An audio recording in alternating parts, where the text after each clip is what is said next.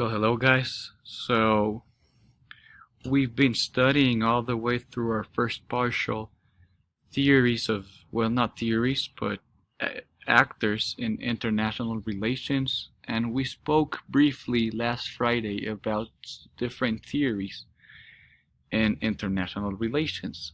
So, we're going to speak about the three main theories in international relations, which are realism, liberalism, and constructivism.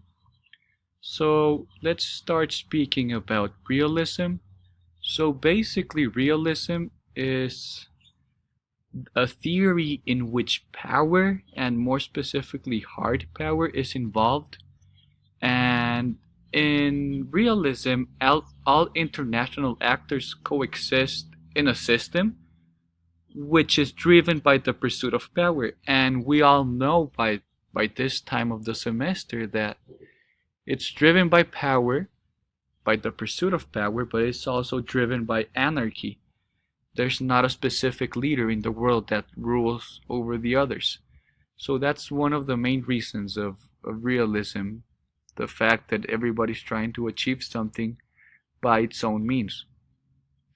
It's egocentric. Realists, theoreticians, believe that the human being is evil by nature.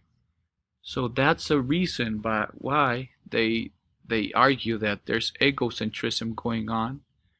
And since actors need to coexist, they are in a constant clash of interests.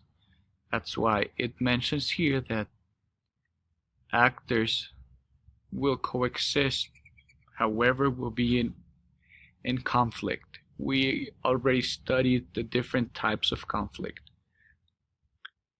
Since there's no higher authority than states, the international system is driven by anarchy, and other actors such as individuals or INGs, NGOs, MNCs do not take the most important role in realism. The state does. Realism is like the most classical theory in international relations. However, it stopped working after the Second World War for obvious reasons. Theoreticians believe that if we kept driving the international system by realism, we will end up being destroyed. And another thing that realism mentions is that power will be determined by the winner. Even though they believe that conflicts cannot be ended, they do believe in a certain way to diplomacy.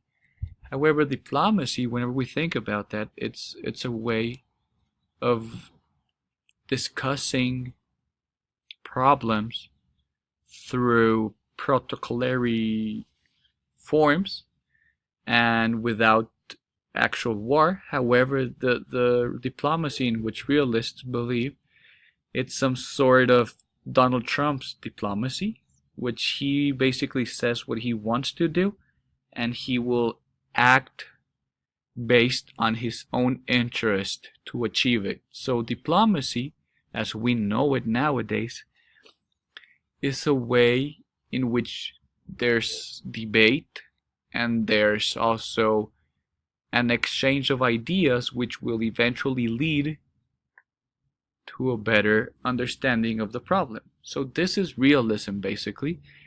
I hope you saw the video that I assigned you as a homework. There's a more specific way of understanding realism in there. Liberalism, on the other hand, it's basically the opposite of realism. Liberalists believe that humans are good by nature and that therefore they can learn to cooperate. They do believe in peace. On the other side, realists believe that there's no way of achieving peace. Actually, a realist will describe peace as the absence of war. If you think about it, it's not necessarily a good way of describing something, because you're basically giving me a definition. You're giving me the definition by telling me what it's not. So a realist will say that peace is the absence of war, while a liberal will actually tell you that peace does exist. Liberalists believe that war is driven by poverty and inequality, not necessarily by issues of hard power. Poverty, inequality are measurements of soft power. Humans, as well as international actors, may learn and improvise over time, but they can learn to cooperate. As you can see, liberalists actually give more weight to other types of actors, such as individuals or INGs, NGOs, because the main reason of a liberal is to achieve cooperation, and we all know that some actors such as INGs or NGOs are actually there to improve the way in which we live in the international system. The main idea of a liberal is that there's interdependence. What do you understand when I tell you the word interdependence? Basically, what interdependence is that states need each other to become better, while realists believe that their interdependence is actually against sovereignty. That's what a realist will tell you.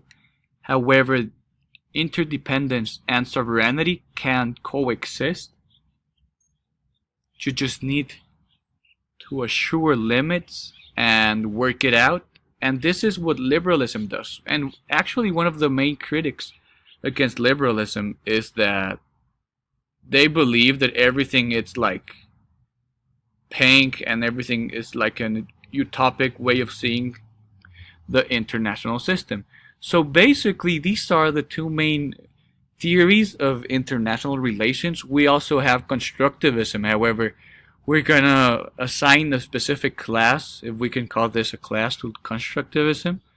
However, here are some of the main points of this theory. It's much more complex than the other two. So I want you to analyze this video plus the videos on YouTube that I uploaded to our group, our Facebook group page, and make a table, a content table, telling me the differences and the main ideas of each theory, and how can you differentiate one from another? How can you tell them apart? So this is basically your homework, guys.